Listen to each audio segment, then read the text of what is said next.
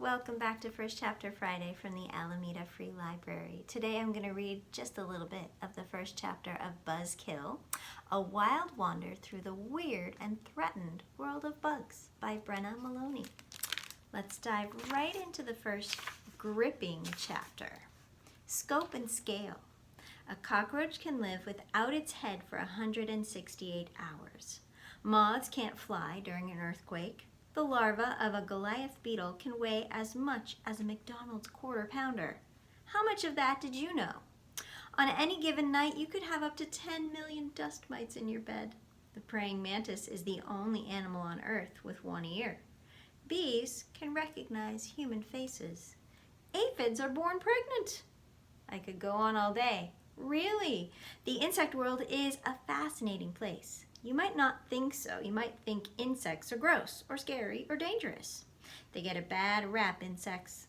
Surveys tell us that 25% of Americans are afraid of insects. They bite, they sting, they carry disease, they ruin our picnics, they look icky.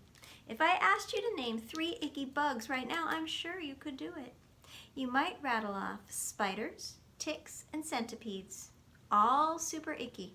I agree, except that none of those things are insects. Huh? Yeah, no, none of those things are insects. Spiders and ticks are arachnids. A centipede is a myriapod. So you can go right on thinking those things are icky. I'm right there with you. Yucko. But insects are surprisingly cool. They have many admirable, enviable traits. They have superpowers. And they are among the most successful living things on the planet.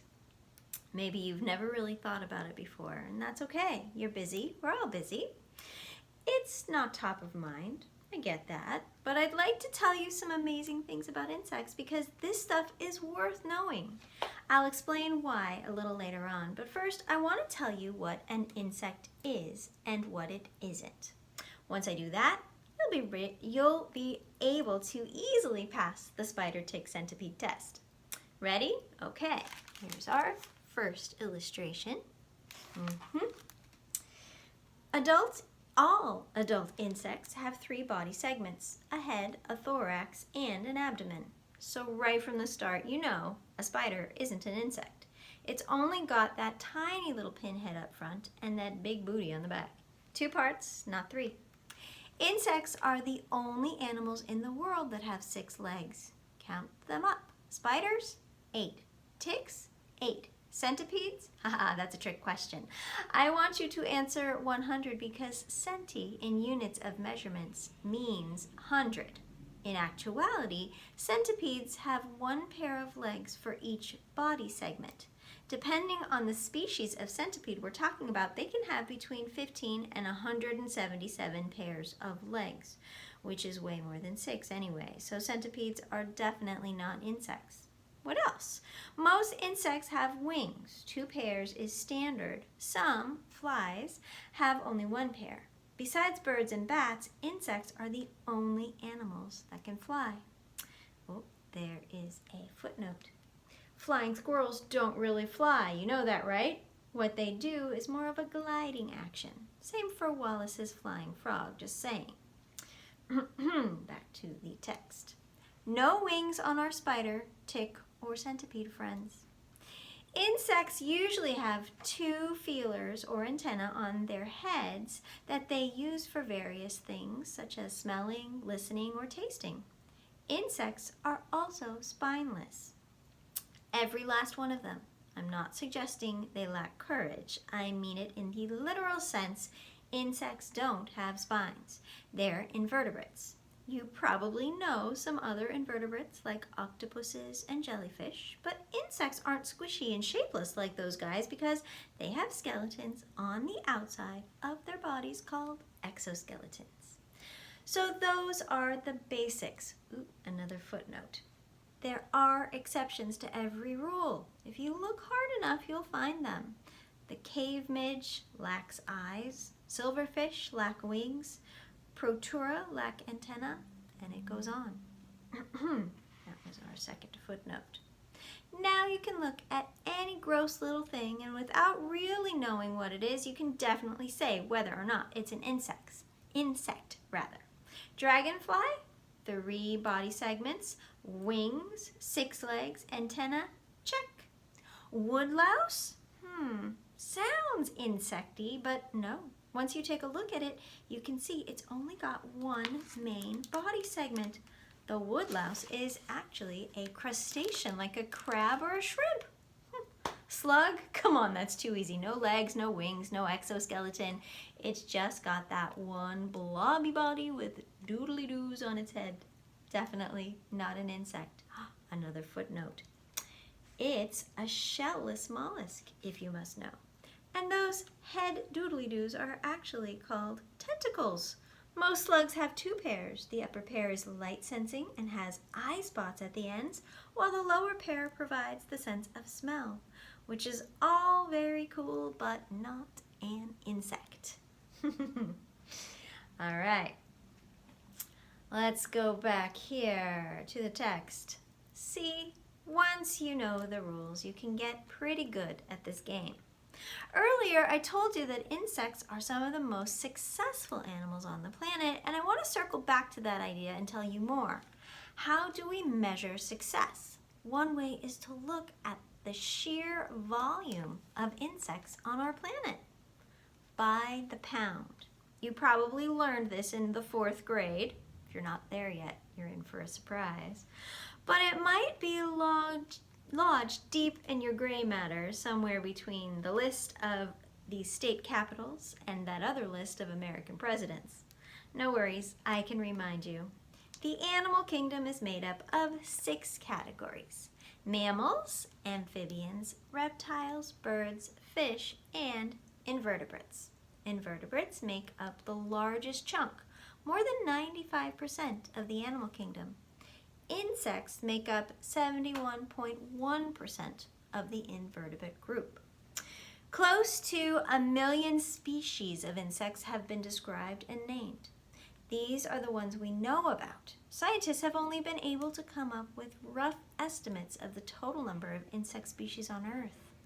They put that best guessed somewhere between 3 million and 100 million species. What does that mean in terms of the actual number of insects? It's like a, here's a word for you, it's like a crap ton. Obviously, crap ton is not an objective number. I merely say that so you will know there are a lot. Some people have trouble processing big numbers. If it's more than, say, 5, I have trouble. But for the sake of transparency, I will give you the current estimate. At any time, it's estimated that there are some 10 quintillion individual insects milling about. Never even heard that word. What even is a quintillion? I had to look it up. It's a 10 with 18 zeros after it, like that helps. Here are a couple of other more digestible ways to look at it. 1 out of every 4 animals on Earth is a type of beetle.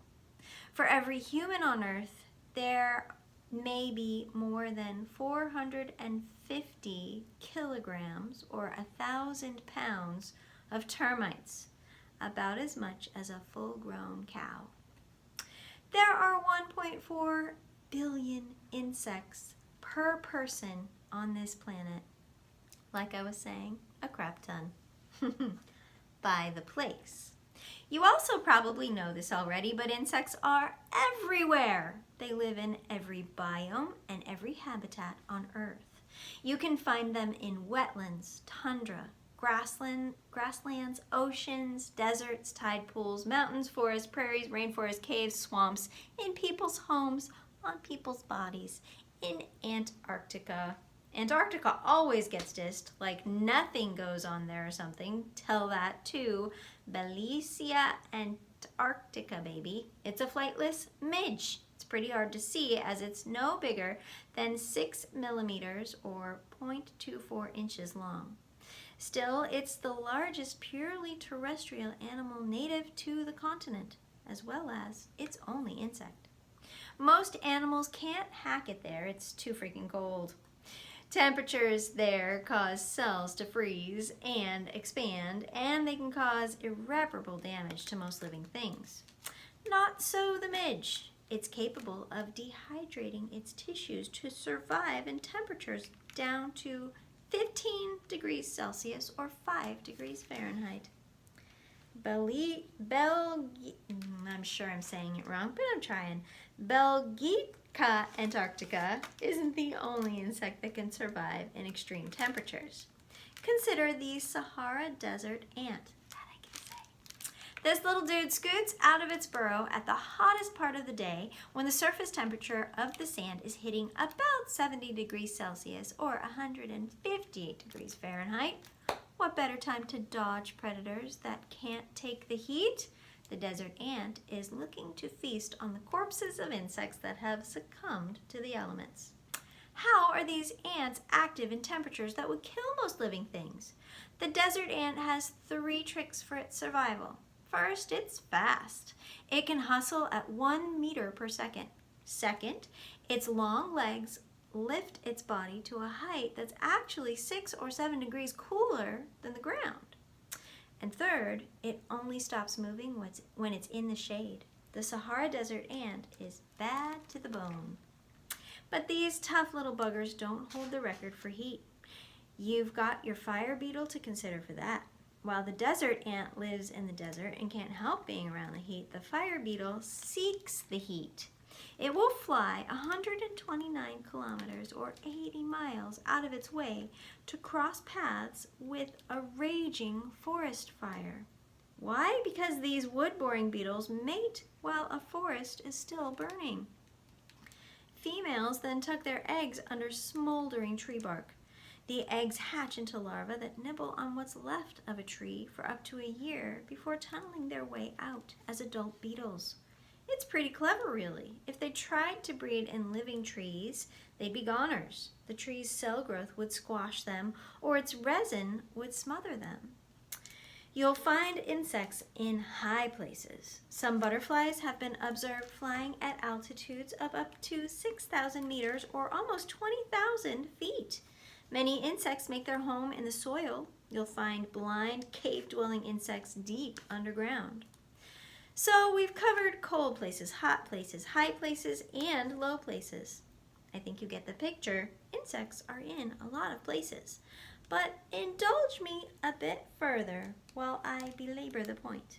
I need you to understand that insects really are everywhere. In California, there's a maggot that lives in puddles of crude oil. It's called the petroleum fly. I'm not making that up. It can submerge itself completely and swallow oil with no ill effects. It feeds on other unfortunate insects that fall into puddles. It's the only known insect species that develops in crude oil, a substance that is normally toxic to insects and really to every other living thing. So you know that's weird, but not nearly as weird as Orthohalicne attitudinata. Sure. That's a type of mite that lives in a walrus's nose. Don't look it up. I'm warning you right now. It's icky. You looked it up, didn't you? Well, for Pete's sake, what did you expect? I told you where it lives. Shouldn't that have been enough for you? Did you read up about them too? Did you see the part where they can be sneezed up from one walrus to another? Good grief. And did you read about that one guy at SeaWorld? How he saw the walruses spitting and snorting and then later reported an irritation in his eye? Yeah, you know what they found, don't you? And speaking of eyes, you know that they live in your eyelash roots, right? Not those little guys that live up the walrus's nose, but there are types of mites that hang out in your lashes and feast on dead skin cells because, you know, yum yum. Woo. I'll give you one more example just to make my point crystal clear. I'm guessing you've never really given any thought to moths and their ears, much less to moths and their great difficulty with ear mites. It's an issue. These mites break through the tympanic membrane of a poor moth's ear and set up a small colony there. A moth needs its hearing to avoid predators, namely bats. Yet once that membrane is broken, the moth goes deaf, which is why the mites only ever attack a moth in one ear. A moth with one functional ear is still able to avoid bats. I'm not sure how the mites instinctively know not to harm the other ear, but they do. I've got a million more examples. You know I do. I told you, insects are everywhere. Yet insects aren't just successful because they outnumber us and because they are all over our planet. They succeed because their bodies are wildly diverse. And over time, their bodies have adapted to many different environments. With people, only one body type has to basically fit all of us. We've all got eyes, mouths, noses, and ears, and they all function in about the same way. Within the insect world, you see a great deal of variation. Oh my gosh, that's not even the end of the first chapter. That was only 8 pages. Come on, this book is amazing. And if you are an insect lover, this is definitely a book for you. If you're not, this might actually turn you into someone who at least appreciates the complexity of the insect world. I dare you to dive deeper into Buzzkill and find out all you can about these amazing creatures. See you next time on First Chapter Friday from the Alameda Free Library.